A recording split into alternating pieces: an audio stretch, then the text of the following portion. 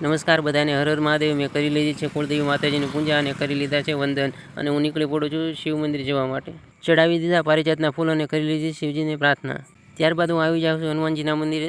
આજ તો શનિવાર, તો કરી લીધા હનુમાનજીના પણ દર્શન. અને અહીંયાથી મારે જવાનું હતું ચામુંડા ઇલેક્ટ્રિકમાં, જ્યાં હીરા ઉદ્યોગને લગતો માલ સામાન મળે છે, જ્યાં મારે લેવાનું હતું દોરી મારવાનું વ્હીલ. તો હું લઈ લઉં છું દોરી મારવાનું વ્હીલ. અને અમારું કામ હોય છે ડાયમંડ પોલિશિંગનું. તો બીજા કારખાનામાં ડાયમંડ પોલિશિંગ કરવા માટે હીરા દેવાના હતા, તો હું પહોંચી જાઉં છું બીજા કારખાને હીરા દેવા માટે, અને આપી દઉં છું હીરા. અને આ છે અમારું કારખાનું, તમે જોઈ શકો છો ત્યાં કારીગરો કામ કરી રહ્યા છે. અને વાગી જાય છે બપોરના 12, અને હું આવી જાઉં છું ઘરે અને આપી દઉં છું સૌપ્રથમ ગાયની રોટલી.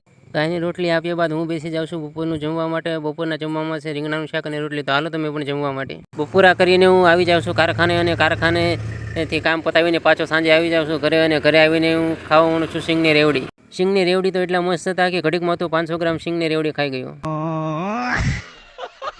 અને ત્યાર પછી હું આવી જાઉં છું ભાઈબંધની દુકાન. આ છોકરો જો વગડીયો માવો ખાય છે.